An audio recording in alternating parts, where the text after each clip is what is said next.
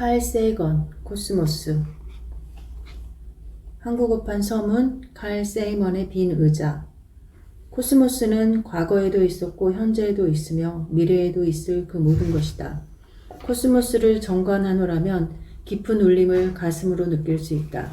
나는 그때마다 등골이 오싹해지고 목소리가 가늘게 떨리며 아득히 높은 데서 어렴풋한 기억의 심연으로 떨어지는 듯한 아주 묘한 느낌에 사로잡히고는 한다. 코스모스를 정관한다는 것이 미지 중 미지의 세계와 마주함이기 때문이다. 그러므로 그 울림, 그 느낌, 그 감정이야말로 인간이라면 그 누구나 하게 되는 당연한 반응이 아니고 무엇이겠는가. 코스모스에서 다시 이 빛나는 점을 보라. 그것은 바로 여기 우리 집, 우리 자신인 것이다. 우리가 사랑하는 사람, 아는 사람, 소문으로 들었던 사람, 그 모든 사람은 그 위에 있거나 또는 있었던 것이다. 우리의 기쁨과 슬픔, 숭상되는 수천의 종교, 이데올로기, 경제이론, 사냥꾼과 약탈자, 영웅과 겁쟁이, 문명의 창조와 파괴자, 왕과 농민, 서로 사랑하는 남녀, 아버지와 어머니, 앞날이 촉망되는 아이들, 발명가와 개척자, 윤리 도덕의 교사들, 부패한 정치가들, 슈퍼스타, 초인적 지도자, 성자와 죄인 등 인류의 역사에서 그 모든 것의 총합이 여기에 이 햇빛 속에 떠도는 먼지와 같은 작은 천체에 살았던 것이다. 창백한 푸른 점에서. 날씨가 좋은 날이면 칼은 자연에 묻혀서 사색하며 글쓰기를 즐겼다. 뉴욕주 이타가시 소재의 우리 집을 둘러싼 바로 그 자연의 아름다움 속에서 말이다. 내가 이 글을 쓰고 있는 방의 창을 통하여 폭포로 비스듬히 이어지는 뜰이 가득히 밀려온다. 칼은 몇 시간씩 뜰에 놓인 테이블에 꼼짝도 않고 앉아있고는 했다. 백색 소음의 물소리가 만들어내는 음악이 한 가지 일에 몰두할 수 있는 완벽한 환경을 제공한다는 이야기를 내게 하고는 했다. 나와 칼이 잊혀진 조상들의 그림자를 공동 집필할 당시의 일이다. 컴퓨터에서 눈을 떼어 시선을 창밖으로 잠시 돌렸는데 덩치가 엄청나게 큰 사슴 한 마리가 칼의 어깨 너머로 원고를 내려다보고 있었다. 칼은 등 뒤에 사슴이 있다는 사실도 모른 채 자기 앞에 놓인 우리의 원고에만 몰두하고 있었다. 집중하기는 사슴도 마찬가지였다. 칼이 원고에 뭐라고 쓰는지 알고 싶기라도 하다는 표정으로 칼의 어깨 너머를 뚫어지게 보고 있었던 것이다. 폭포에서 흘러내리는 물, 영겁의 역사가 층층이 새겨져 있는 저 절벽, 그리고 사슴을 비롯한 각종 야생 동물들은 아직 그대로인데 칼이 앉아서 글을 쓰던 의자만이 텅 비어 있구나. 칼이 우리 곁을 떠난 다음 행성 지구는 태양을 10바퀴 돌았고 그동안 이 작은 세상에는 적지 않은 변화가 있었다. 눈부신 지성과 가없는 지식을 가진 그가 아직 살아 있었다면 지구 문명이 최근에 밟아온 길을 두고 어떻게 평가했을까? 그리고 지구 문명의 야만성과 우리를 둘러싼 무명에 대항해서 또 어떤 운동을 펼쳤을까? 그리고 그러한 운동들을 통해서 그는 또 얼마나 많은 영혼들에게 열린 마음을 갖게 했을까? 지난 10년 동안 나는 칼을 그리워했다. 그는 나의 사랑하는 가족이었고 함께 일을 하던 파트너였다. 전 세계를 상대로 과학, 지능과 우주 개발의 필요성, 그리고 이성적 사고와 민주주의를 외치던 그의 목소리를 나는 지금 가슴 시리도록 그리워한다. 또 그가 관심을 가지고 있던 또 하나의 주제인 생태계 문제는 지난 10년의 세월 동안 아무도 거들떠보지 않는 상태로 방기돼 있다. 나는 이 비극적 방치가 가져온 폐해가 아주 심각한 수준이라고 생각한다. 그렇다고 해서 내가 이 문제에 선뜻 나설 수도 없는 실정이다. 그건 내가 감히 넘나볼 수 없는 칼의 위대성 때문이다. 내가 앞에 나서서 그 대신 무엇을 하든 그건 20여 년 동안 그와 나누었던 깊은 대화에 근거한 추측에 불과할 것이다. 그렇지만 칼이 일생 동안 해온 말과 행동으로 미루어 보았을 때 그러면 이야기했을 게 아주 당연하다고 생각되는 것들은 다른 것에 비해 내가 좀 더 자신있게 이야기할 수 있다. 행성학회가 최근에 이룩한 위협 같은 게 그 예일 것이다. 그 중에서도 최초의 태양도신 우리의 코스모스 1호를 우주에 진수한 업적이 특히 그렇다. 10년 전만 하더라도 이 계획은 워낙 큰 규모의 예산이 필요해서 칼 자신도 그 실현을 꿈꾸지 못했을 것이다. 칼이 루 프리드먼을 향해 자신의 모자를 살짝 들어올리면서 이 계획을 성공으로 이끌어준 그의 지도력에 감사를 표시하는 모습이 지금 내 눈에 보이는 듯하다. 칼이 살아있었다면 이 계획을 우주개발 역사에서 하나의 큰 획을 긋는 사업으로 키워내기 위해 사방팔방으로 재정 지원을 요청하러 나뉘었을 것이다. 나는 그의 설득력을 신뢰한다. 칼이 살아있었다면 지금쯤 우리는 코스모스 2호의 진수 순간을 카운트다운하고 있을지 모른다. 화성 탐사 계획들이 최근에 성취한 여러 가지 발견들을 보고 칼은 지금쯤 한껏 고무되어 있을 것이다. 그리고 자신의 옛 학생들이 이 계획들을 수행하고 있다는 사실을 아주 자랑스럽게 여길 것이다. 또 카니스 하이 헌소 탐사를 통해서 칼은 토성과 타이탄에 대해 과거보다 훨씬 더 많이 알게 됐을 것이다. 아니 훨씬 더 많은 예측을 할 수 있는 고지에 올라섰을 것이다. 그렇기 때문에 나는 화성과 태양계의 외곽에 관한 새로운 자료들을 칼에게 전해줄 수 없다는 것이 안타까울 뿐이다. 최근에 우리가 획득한 행성과 위성들의 수많은 영상들 중에서 단 하나만 그에게 전해줄 수 있다면 나는 주저앉고 타이탄의 영상을 선택하겠다. 타이탄이야말로 그가 일생 동안 꿈꿔오던 천체이다. 그리고 그 중에서도 타이탄의 해안을 조사할 목적으로 내려보낸 하이헌소 탐사 로봇이 촬영한 사진을 골라 잡겠다. 얼음으로 덮인 고지대들, 지금은 물이 모두 말라버린 강줄기들, 그리고 한때 바다였던 지역의 해안선 같은 흔적들이 잘 보이는 바로 그 사진 말이다. 이 사진에 나타난 타이탄의 해안이 내게는 지구상 그 어느 곳보다 프랑스 남부의 비아리츠를 빼닮은 듯하다. 칼은 1930년대 브루클린에서 살던 소년 시절부터 행성과 위성들이 구체적 실체로 부각될 날이 반드시 오리라고 기대해왔다. 타이탄의 대기가 인간이 살아가기에 아무리 나쁜 환경이더라도 타이탄의 해안선은 칼의 기대에 환영의 손짓을 보내고 있는 것이다. 최초의 우주 왕복선이 진수되기 여러 해 전에 이미 칼은 우주 왕복선 계획을 불완전한 임무 없는 능력이라고 비판했다. 그는 우주 왕복선 계획으로 말미암아 정부에 썩 내키지 않는 지원으로 겨우 마련할 수 있었던 가왕 예산이 소리 없이 슬슬 새나가게 될 것이라고 예견했다. 그러므로 지금쯤 그는 연방 정부로부터 우주 과학을 위한 재정을 확충하려는 싸움에 발벗고 나섰을 것이다. 그리고 과학 진흥을 위한 운동을 계속해서 벌여나갔을 것이다. 또 우리가 최근 수년 동안에 직면해야 했던 다양한 문화적, 정치적 폭거들에 대하여 예리한 반론을 제기하는 운동들을 활발하게 전개했을 것이다. 시대의 거대한 흐름을 칼 혼자 다 막아낼 수 있다는 이야기는 아니다. 그러나 자기 의사를 표명할 기회를 박탈당했다고 생각하는 우리에게 칼은 꼭 필요한 지도력을 제공했을 것이다. 미국의 최근 상황을 두고 칼이라면 어떤 생각을 했을까? 독자들은 이 질문에 대한 답을 내가 하는 다음 이야기에서 직접 찾아낼 수 있을 것이다.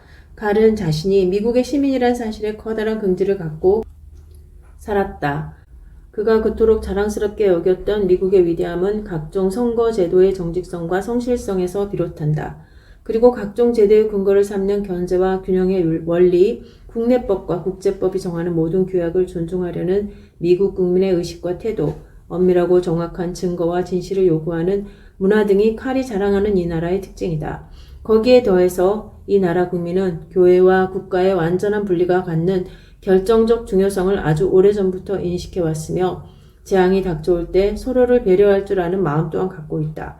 우리가 지구상에서 꼭 지켜내려는 가치들 중에는 과학과 공공교육에 관심을 갖는 우리의 마음가짐과 그 무엇보다 헌법에 보장된 권리선언을 빼놓을 수 없을 것이다.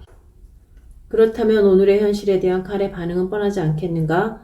칼은 2001년 9월 11일의 사건이 일어나기 5년 전에 이 세상을 떠났다. 그러나 그 전부터 그는 중동의 메카에서건 아메리카 대륙의 바이블 벨트에서건 점차 세를 얻어가는 종교 근본주의자들의 활동을 우리의 가치체계에 대한 중차대한 위협 요소로 간주하고 있었다.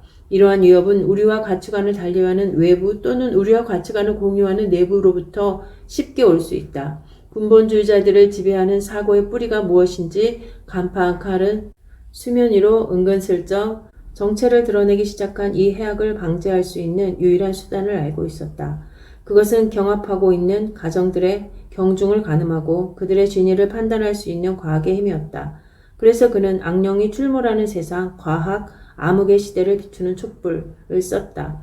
골수의식이라는 이름으로 불리는 중세적 고문의 고통과 싸우면서도 그는 이 책을 집필할 힘을 짜냈던 것이다.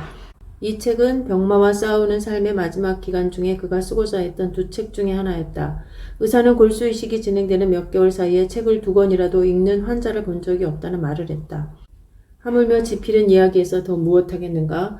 칼은 평소에 첨단 과학기술에 뿌리를 둔 민주주의의 사회에서 한 사람이 건전한 시민으로 성숙하는 데에는 효율적인 과학교육이 꼭 필요하다고 주장하곤 했다.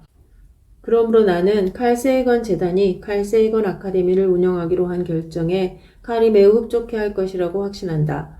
이 CSA는 플로리다주 힐스보로 카운티의 템파 지역 중등 학생들이 현대 과학이 찾아낸 자연의 경이로움을 직접 경험할 수 있게 해주는 프로그램이다. 이 계획은 우리가 플로리다주의 휴머니스트 연맹과 이 지방 침례교회들과 함께 이루어낸 놀라운 협력의 결과이다. 이 세 기구는 근본적으로 다른 이상을 가진 사람들의 조직이다. 그럼에도 불구하고 공통의 목적을 위하여 함께 일했다. 이 협력이야말로 우리가 꿈꾸는 바람직한 세상의 실현 가능성을 예시한다고 할 수 있다. 두 번째, 해인 금년에는 모두 78명의 학생들이 참여하게 되는데 이들은 미국에서 가장 혜택받지 못한 낙후 지역의 어린이들이다. 나는 행성학회 회원들 중에서 과학적 사고의 가치를 높이 여기고 사회 문제에 대해 건전하고 비판적인 시각을 가지며 칼의 이상에 동조하는 이라면 누구든지 칼 세이건 재단의 문을 두드려주기 바란다. 바로 지난 여름이었다. 전 부통령 엘 고어가 만든 지구온난화에 관한 영화 불편한 진실을 보면서 나는 칼이 지금 살아있다면 하버드에서 한때 가르친 적이 있고 또 오랫동안 친구였던 엘 고어를 무척 자랑스럽게 여겼을 것이라 생각했다. 그 영화에서 엘은 자신의 사고체계에 남긴 칼의 영향을 수차례 피력했다. 칼에 져서 창백한 푸른 점의 화두를 자신의 기억에서 다시 떠올림으로써 그는 이 영화가 줄 수 있는 영상적 충격의 근간을 마련할 수 있었다고 했다. 이제 꽤나 오랜 시간이 흘러버린 먼 과거의 추억이다. 그때 우리는 지칠 줄 모르는 열정을 갖고 과학적으로 엄밀하며 설득력 또한 출중한 논지들을 개발하여 지상의 모든 민족들을 행성 지구의 관점에서 하나로 묶어야 하고 그리하여 무감각 상태에 빠진 인류를 그 깊은 잠에서 깨워야 한다고 주장했다. 지구인들의 통일과 무감각에서의 각성만이 생명의 원천인 이 행성 지구를 환경 재앙의 위험에서 건져낼 수 있을 것이다. 마지막으로 병원에 가던 날 칼이 들고 갔던 서류 가방은 자물쇠가 지어진 채 1996년 12월의 상태 그대로 남아 있었다. 그 가방은 하나의 타임캡슐이었다. 그즈음 그가 하던 일과 칼에게 허락된 마지막 며칠의 유해에 대한 그의 생각이 그 가방 안에 간직돼 있었다. 나는 그 가방을 집으로 가져왔지만 어쩐지 내용물을 들춰볼 용기가 나지 않았다. 이 글을 쓰기 위해 자리에 앉자 바로 지금이 가방을 열고 안의 내용물을 들여다볼 좋은 기회라는 생각이 들었다. 그럴듯한 숫자 조합을 몇 가지 시도해 보았으나 모두 허사였다. 그런데 내 생일을 숫자로 조합해 넣자 황금빛의 빗장이 찰칵 소리를 내며 경쾌하게 울렸다. 우리 가족의 사진이 몇 장 들어있었다. 당시 14살이던 딸 샤사가 보낸 토속 모양의 생일 축하 카드가 보였다. 미국 항공우주국의 보안 배지들의 묶음도 나왔다. 갈릴레오 탐사선이 찍은 유로파의 사진이 책의 뒷면을 장식한 사이언스 잡지 한 권, 각종 행성들의 표면을 담은 여러 장의 슬라이드, 크리스 치바가 결코 실현될 수 없었던 자신의 방문 계획을 알리는 메모 쪽지 등이 그 안에 들어있었다. 닐 타이슨에게 보내는 칼의 답장 편지도 나왔다. 브롱크스 소재 한 고등학교의 학생이던 닐이 과학자로서의 자신의 커리어를 칼에게 문의한 이후 둘은 서로 존경하고 격려하는 관계였다. 또 눈에 띄는 편지가 있었다. 내용인즉 행성 보고서에 한 독자가 물어온 질문에 칼이 답을 해줬으면 좋겠다는 칼린 앤더슨의 부탁이었다.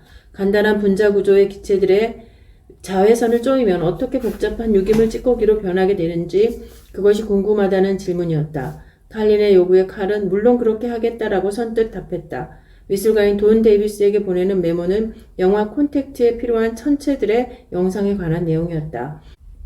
이번에는 과학자이면서 미술가인 빌 하르트만이 칼에게 화성의 운석 구동에 관해 묻는 내용이었다. 나사에서 1997년에 열린 원시 화성에 관한 워크숍과 또 백악관에서 그해 12월에 열릴 우주 개발의 미래에 관한 백악관 회의에 칼이 기조 연설을 수락한 데 대한 고마움을 전하는 편지들이었다. 삶의 마지막 일주를 맞이하면서 칼은 어떻게 해서든지 백악관 회의에 자신의 생각이 전달되도록 하고 싶어 했다. 당시 칼은 자신이 곧 죽게 된다는 사실을 잘 알고 있었다.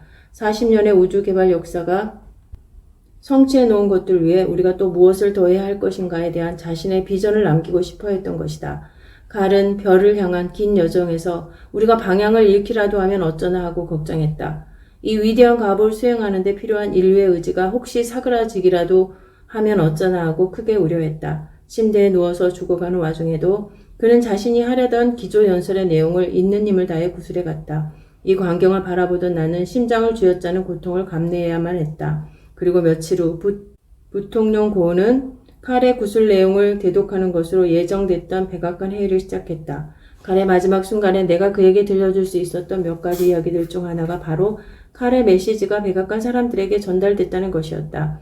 그는 내 이야기에 미소로 답했다. 이미 담갈색으로 변해가던 그의 두 눈망울에서 나는 여러 가지를 읽어낼 수 있었다. 엘 고에 대한 고마움, 우주과학 정책을 결정하는 이들에게 자신의 비전을 전했다는 안도감, 우주과학의 미래에 대한 일말의 불안감 등이 그의 눈빛에 섞여 있었다. 우주과학의 미래에 대한 그의 우려는 적어도 짧은 시간 척도로 보았을 때 아주 타당한 것이었음이 그 후에 곧 판명됐다. 앞으로 두 걸음 더 나아갔다가 뒤로 한 걸음 물러서는 식의 변화로 인류는 역사의 먼 길을 걸어 여기까지 왔다. 별을 향한 여정에서도 우리는 우회로들을 종종 만나곤 했다. 우회로야말로 변화를 추구할 수 있는 효과적인 방편이 아닌가. 이러한 과정들을 거쳐서 결국 지구인들은 칼이 물려준 위대한 유산을 중심으로 하나의 공동체를 형성해 갈 것이다. 칼이 앉아있던 그 의자는 주인을 잃은 지 오래됐지만 그가 우리에게 전한 이상과 가치관은 여기 그대로 있다. 그가 갖고 오던 꿈들마저 인류 전체의 꿈으로 고스란히 남아있지 않는가. 2006년 가을 앤 드루얀. 이 글은 칼 세이건 서거 10주기를 맞아 부인인 앤 드루얀이 세이건 사건 10년을 추억하며 행성보고서 2006년 12월 호에 쓴 글이다. 코스모스 특별판을 출간하면서 앤 드루얀과 칼 세이건 재단의 특별한 허락을 받아 한국어판 서문을 대신하여 게재했다. 옮기니?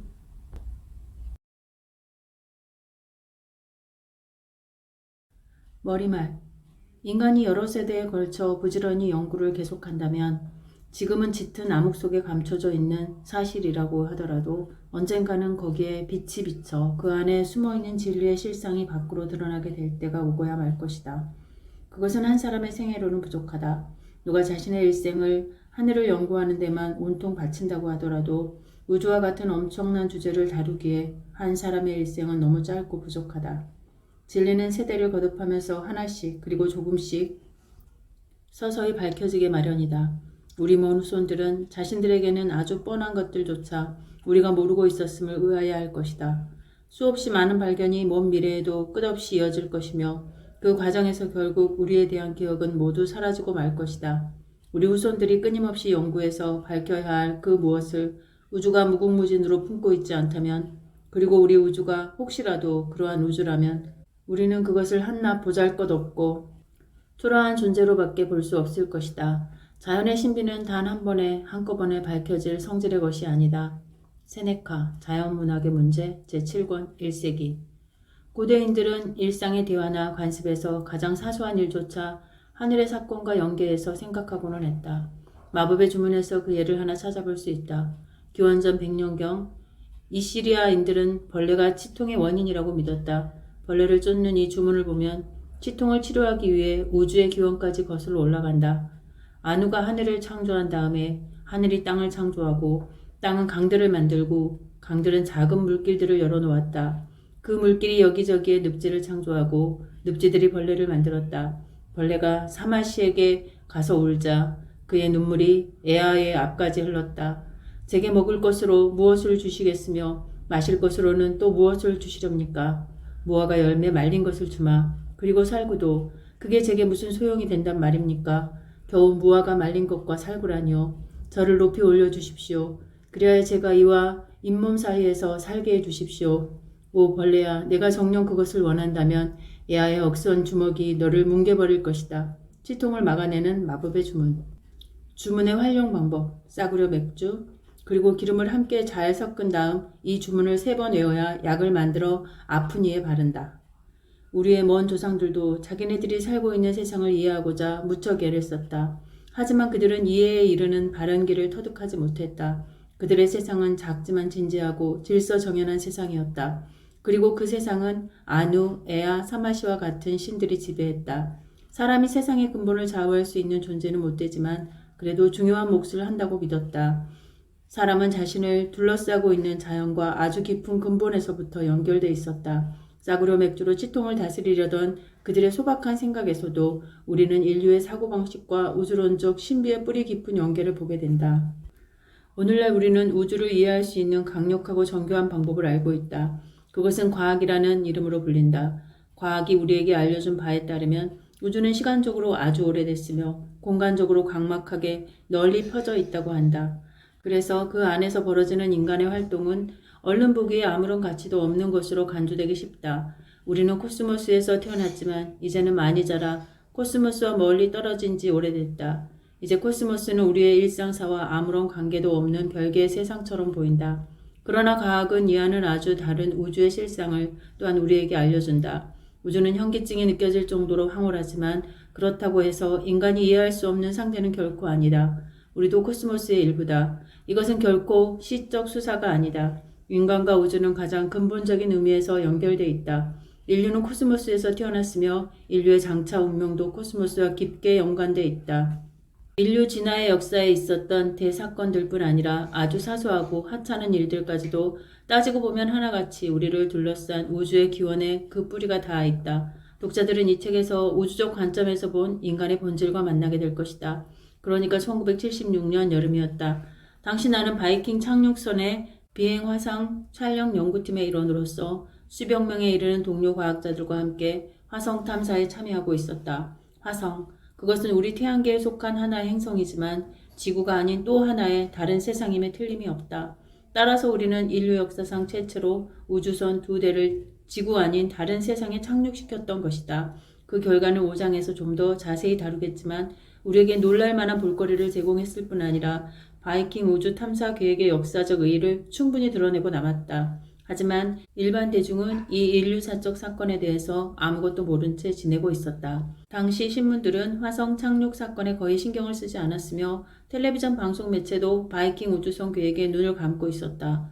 화성에 생명이 존재한다는 결정적 단서가 잡히지 않을 것이라는 예상이 점점 확실해지자 문자와 영상 가릴 것 없이 모든 대중매체들의 바이킹 계획에 대한 관심이 눈에 띄게 줄어들었다. 대중은 불확실성을 못 견디게 싫어한다. 화성의 하늘이 우리에게 익숙한 푸른색이 아니라 연분홍색이라는 사실을 알게 됐다. 이 결과를 발표하는 기자회견장에서 이런 일이 있었다. 화성도 지구와 같이 푸른색의 하늘을 하고 있다고 잘못 알려져 그렇게 공표된 적이 있었다는 것을 설명하고 화성의 하늘이 연분홍색이라고 발표하자 그 자리에 있던 기자들이 모두 하나가 되어 우우 하고 야유하기 시작했다. 화성이 지구와 닮기를 바랐던 그들의 심경이 그 야유에 그대로 담겨 있었던 것이다. 언론과 방송에 종사하는 기자들은 화성이 지구와 다르다는 것이 알려지면 시청자들의 관심도 화성에서 멀어질 것임을 잘 알고 있었다. 그러나 화성 표면에 펼쳐진 풍경은 경이롭다 못해 숨이 멎을 정도의 것이었다. 나는 개인적으로 행성 탐사에 전 지구적 규모의 엄청난 관심이 상존한다고 굳게 믿고 있었다. 생명의 기원, 지구의 기원, 우주의 기원, 외계 문명과 문명의 탐색, 인간과 우주와의 관계 등을 밝혀내는 일이 인간 존재의 근원과 관계된 인간 정체성의 근본 문제를 다루는 일이 아니고 또 무엇이란 말인가. 인간 사고의 저변에는 자신의 기원에 관한 관심이 두껍게 깔려있기 마련이다. 현대의 가장 강력한 대중매체인 텔레비전이 대중의 관심을 기원의 문제로 끌어간 것으로 나는 확신하고 있었던 것이다. 젠트리도 나와 같은 생각을 하고 있었다. 그는 바이킹 탐사 계획의 자료 분석과 탐사 설계의 책임자였으며 탁월한 조직, 결성 능력의 소유자였다. 우리 둘은 지나가는 말로 대중의 무관심 문제를 해결하기 위하여 우리가 무언가를 해야겠다고 이야기하고는 했다. 그러던 중 언젠가 젠트리가 영상물 프로덕션 회사를 차려서 자연과학을 손에 들고 대중 속으로 파고들자는 제안을 내게 했다. 그 후 몇 달 동안 우리는 여러 가지를 계획하고 다양한 아이디어를 접하게 됐다. 그러던 중 공공방송 프로 제공 협회의 KCET라는 이름의 로스앤젤레스 소재 한 지사가 우리에게 조심스럽게 접근해 왔다. 천문학을 다루지만 인간을 폭넓은 관점에서 조망하는 13부작 텔레비전 시리즈를 제작하자는 계약을 체결하게 됐다. 일반 시청자를 대상으로 삼지만 그들의 가슴과 머리를 동시에 겨냥하면서 그들의 귀와 눈에 하나의 충격을 줄 수 있는 내용의 기획물을 만들어 보자는 합의였다. 금융기관과 만나고 연출자를 고용하는 등 우리는 자신도 모르는 사이에 코스모스라는 이름의 3년 프로젝트에 깊숙이 빠져들었다. 이 책을 쓰고 있는 현재 전 세계적으로 1억 4천만 명이 이 프로그램을 시청한 것으로 집계된다. 이것은 지구 전체 인구의 3%에 이르는 숫자이다. 우리는 코스모스 시리즈를 제작하면서 대중에게 과학, 학위의 근본 아이디어와 방법 그리고 기쁨을 전달할 수 있기를 간절히 바랐다. 대중은 흔히 알려진 것보다 훨씬 더 높은 수준의 지성을 갖추고 있었다. 우리가 살고 있는 이 세상의 본질과 기원에 관한 질문은 그것이 깊은 수준에서 던져진 진지한 질문이라면 반드시 엄청난 수의 지구인들에게 과학에 대한 흥미를 유발할 것이며 동시에 그들로 하여금 과학에 대한 열정을 불러일으키게 할 것이다. 현대 문명은 현 시점에서 하나의 중요한 갈림길에 서 있다. 어쩌면 이 갈림길에서의 선택이 인류라는 종 전체에게 중차대한 결과를 초래할 것이다. 이 갈림길에서 어느 쪽을 택하든 과학에서 벗어나려고 아무리 애를 쓰든 인류의 운명은 과학에 묶여 있다. 과학을 이해하느냐 못하느냐가 우리의 생존 여부를 결정짓는 가장 중요한 요소로 작용할 것이다. 여기에 더해서 과학은 본질적으로 재미있는 것이다. 인류가 자연에 대한 이해에서 기쁨을 얻을 수 있도록 진화해 왔기 때문이다. 자연을 좀 더 잘 이해한 자들이 생존에 그만큼 더 유리하다. 그런 의미에서 코스모스의 텔레비전 시리즈와 이 책은 하나의 실험인 셈이다. 이 책은 텔레비전 시리즈와 같이 진화해 왔다. 어떤 의미에서 서로가 상대방에게 기초를 제공했다고 하겠다. 이 책에 사용된 사파와 사진 대부분이 텔레비전 시리즈를 통해 많은 이들에게 공감을 불러일으켰던 영상물에서 따온 것이다. 하지만 이 책의 독자와 텔레비전 시리즈의 시청자가 서로 다를 수 있다는 점을 고려해서 책과 텔레비전 시리즈가 다른 각도에서 제작된 것도 사실이다. 책이 텔레비전에 비해 갖는 장점이 있다. 책의 경우 이해하기 어려운 부분이나 복잡한 개념이 나오면 독자는 그 부분을 반복해서 읽을 수 있다. 아주 최근에는 비디오 테이프와 비디오 디스크 기술의 발달로 텔레비전도 이러한 장점을 어느 정도 지니게 됐지만 아직 이 점에 있어서는 텔레비전이 책을 앞지를 수 없다. 제작 과정에서도 책이 텔레비전 프로그램 만들기보다 우리에게 자유를 더 많이 부여한다. 책에 주어진 장에 포함할 내용의 범위와 깊이는 필자가 마음대로 조정할 수 있지만 텔레비전 교양 프로그램이 58분 30초로 규정된 시간에 담아낼 수 있는 내용의 범위와 수준은 어느 정도 정해져 있을 수밖에 없다. 그러므로 이 책이 텔레비전 시리즈보다 문제들을 더욱 깊이 있게 다루고 있다. 책에서 다루지만 텔레비전 시리즈에서는 다루지 못한 내용이 많이 있다. 물론 반대의 경우도 있다. 앨리스와 그녀의 동무들이 고중력과 저중력 상황에서 겪는 일련의 사건을 존 데니얼 풍의 그림으로 그럴듯하게 설명해 놓았는데 그 그림이 텔레비전의 가혹한 편집 과정에서 과연 살아남을 수 있을지 집필 중인 지금도 확실하지 않다. 화가 브라운이 그린 애교 만점의 사파들이 이 책에서나마 그래도 보금자리를 마련할 수 있어서 여간 다행이 아니다. 우주 달력은 텔레비전 시리즈에는 방영됐으나 이 책에는 그대로 실을 수가 없었다. 굳이 이유를 밝힌다면 같은 내용이 에덴의 용이라는 나의 책에 들어있기 때문이다. 비슷한 이유에서 로켓의 아버지 로버트 고더드의 생애를 이 책에서 깊이 다룰 수가 없었다. 브로카의 뇌라는 책의 한 장을 전적으로 그의 생애에 할애했기 때문이다. 하지만 텔레비전 시리즈의 매 편에 대응되는 장을 이 책에 담아 놓았으며 양쪽의 내용이 크게 달라지지 않도록 애를 썼다. 나는 책의 한 장과 그에 대응하는 텔레비전 시리즈의 한 편이 서로의 내용을 이해하는 데 하나의 상승작용을 할 것으로 기대한다. 독자의 이해를 돕고 독자에게 개념을 확실하게 전달하기 위하여 같은 내용의 주제를 여러 번에 걸쳐 반복해서 다룬 경우가 있다. 처음에는 아주 가볍게 그리고 뒤로 갈수록 점점 더 무겁게 말이다. 예를 들면 1장에서는 각종 천체를 종합해서 전반적으로 소개하고 뒤에 가서 천체의 종류마다 하나씩 좀 더 집중적으로 다루었다. 같은 방식을 2장에서는 등장하는 돌연변이, 효소, 핵산 등에 관한 주제를 다루는 데에서도 볼 수 있다. 인류사에 나타난 위대한 개념들을 시간순으로 설명하지 않은 경우도 있다. 예를 들면 고대 그리스 과학자들의 사상을 7장에서 처음 취급하게 되는데 이들보다 훨씬 나중에 등장한 요하네스 케플러의 업적을 3장에서 먼저 다룬다. 그리스 과학자들이 까딱 잘못하는 바람에 성취할 수 없었던 것이 과연 무엇인가를 안다면 그들의 업적을 더 잘 평가할 수 있으며 그들의 진가를 더욱 높이 인정하게 될 것이다. 과학도 인간의 여타 문화 활동과 마찬가지로 문화 전반을 아우르는 총체적 관점에서 조명하고 논의해야 한다. 과학과 과학 이외의 문화 활동이 서로 격리돼서 성립할 수 있는 것이 아니기 때문이다.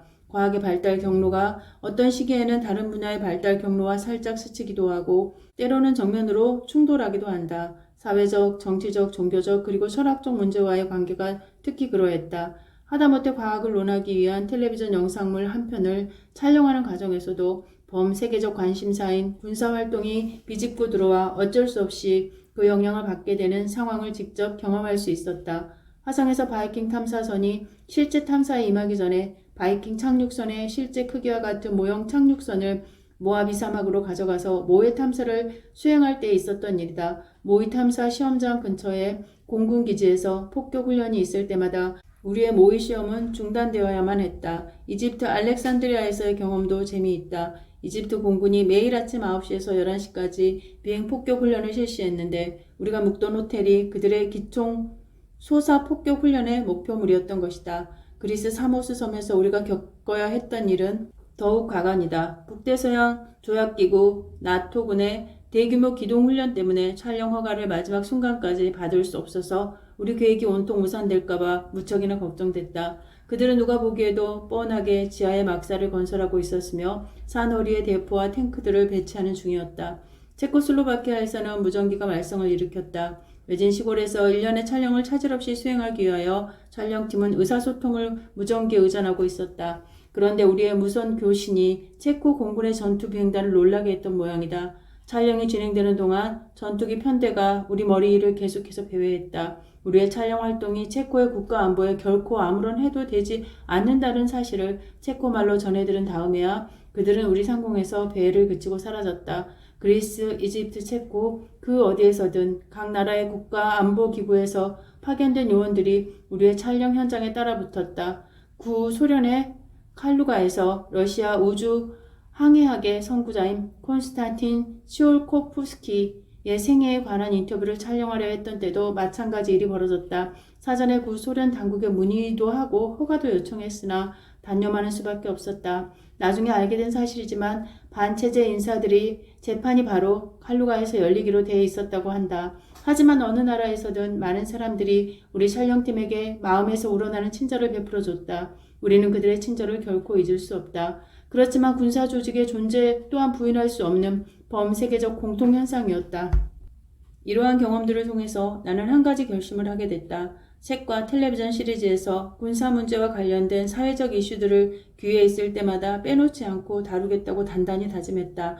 한마디로 과학의 성공은 자정 능력에 있다. 과학은 스스로를 교정할 수 있다. 과학에서는 새로운 실험 결과와 참신한 아이디어가 나올 때마다 그전에는 신비라는 이름으로 포장되어 있던 미지의 사실이 설명될 수 있는 합리적 현상으로 바뀌어간다.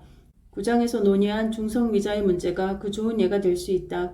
중성미자라는 포착하기조차 어려운 입자가 태양 내부에서 이론적 예상보다 적게 만들어지는 것으로 드러났다. 그러자 이것을 설명하기 위한 방안들이 속속 등장했다. 10장에서 다루는 문제도 좋은 예이다. 현대 우주로는 우주의 물질 밀도가 충분히 커서 멀리 있는 은하들의 후퇴 운동을 종국에 가서는 멈추게 할 수 있을 건지, 우주는 그 나이가 무한대인 존재이고 따라서 우주의 창조를 부정할 수 있을지, 같은 형이상학적이고 신비주의적인 문제들도 과학적인 방법으로 논의하기 위해 가진 예를 쓴다. 이 두 가지 질문에 대한 해결의 실마리를 캘리포니아 대학교 프레드닉 라인스의 실험이 쥐고 있는 듯하다. 그는 다음과 같은 주장을 한다. A. 중성미자는 세계의 다른 상태로 존재하는데 태양 연구에 쓰이는 중성미자 망원경에는 그 중에서 단 한 가지 상태에 있는 것만이 검출된다.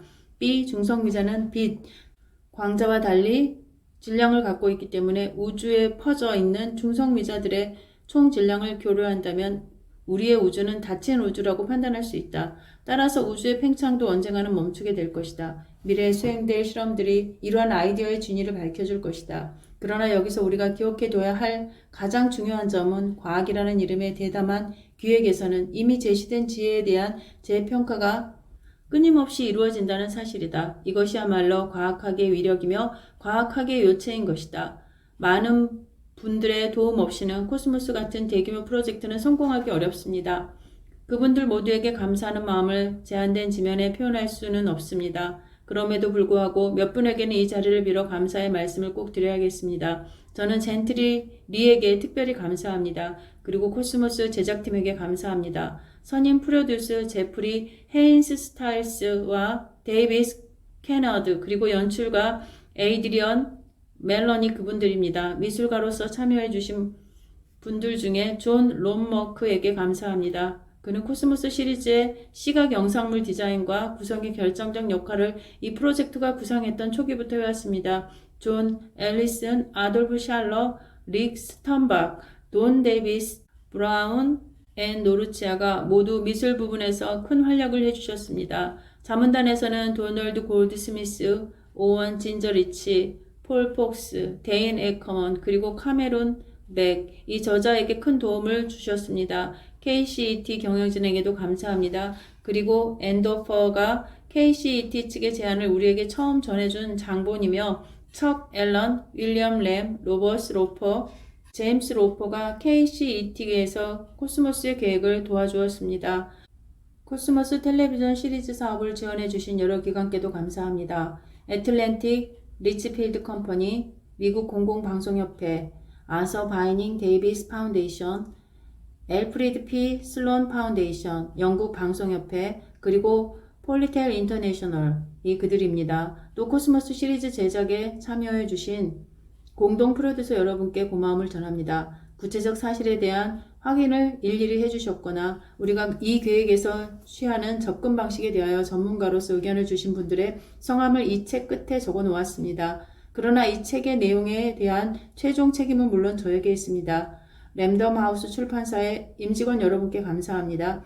특히 이 책의 편집을 맡아주신 엠 프리드굿, 책의 디자인을 맡아주신 로버트 올리치노, 자신들의 업무에서 전문가로서의 훌륭한 역량을 보여주셨을 뿐만 아니라 텔레비전 시리즈의 마감 시간과 책의 출판 일정이 서로 상충할 때 인내와 지혜로 문제를 슬기롭게 해결해 주셨습니다. 저의 보좌진의 대표인 셜리 아덴에게 저는 특별히 감사해야 할 빚을 지고 있습니다. 셜리는 이 책의 초고를 타자본으로 만들어 주었고 끊임없이 이어지는 수정 작업을 적게 마치고 수정된 원고를 적소에 넣어 주었습니다. 늘 즐거운 모습으로 필요한 업무를 능숙하고 완벽하게 처리했습니다. 그녀가 코스모스 프로젝트를 성공으로 이끄는 데 기여한 부분이 단지 이것뿐이라고 생각한다면 큰 오산입니다. 셜리는 여러 면에서 참으로 많은 공헌을 했습니다. 나는 코넬 대학교 당국에 특별히 감사합니다. 그 감사는 말로 표현할 수 있는 성격의 것이 아닙니다. 코스모스 프로젝트가 진행되는 동안 대학 당국은 저에게 2년이라는 긴 기간의 휴직을 허락했습니다. 그리고 이 기간 동안 코넬 대학교의 동료 교수들과 학생들이 제게 보여준 끊임없는 신뢰에 깊이 감사합니다. 미국 국립항공우주국과 제트추진연구소의 공동연구진과 보이저 탐사 촬영팀에서 같이 연구에 임한 동료들에게도 감사 인사를 드립니다. 코스모스를 집필하는 과정에서 나는 앤 두리안과 스티브 소터에게 참으로 많은 빚을 졌습니다. 이분들은 코스모스 텔레비전 시리즈의 공동저자로서 코스모스 집필에 결정적인 기여를 해주셨습니다. 이 저작물 전반에 흐리는 기본 아이디어의 구상에서부터 그 아이디어들 이면에 숨어있는 깊은 연계성의 발굴과 그리고 시리즈 각 편에 담아낸 내용의 지적 수준, 구조, 또 멋들어진 문체의 구사에 이르기까지 그들의 손길이 닿지 않은 곳이 없을 정도입니다. 이 책의 초고를 왕성한 의욕과 비판적 시각으로 철저하게 읽어주셨습니다. 나에게 준 이들의 건설적이며 창조적인 제언들이 수없이 이어지는 태고의 과정을 통해서 이 책에 그대로 드러나 있습니다. 텔레비전 시리즈의 공동 저자로서 이분들이 쓰신 대본이 이 책의 내용을 결정하는 데 중요한 영향을 미쳤던 것입니다. 나는 이분들과 여러 차례에 걸쳐 열띤 토론과 심도 깊은 토의를 하면서 크나큰 기쁨을 맛볼 수 있었습니다. 바로 그 기쁨이 내가 코스모스 프로젝트에서 얻을 수 있었던 가장 중요한 보상들 중 하나였습니다. 1980년 5월 이타가와 로스앤젤레스에서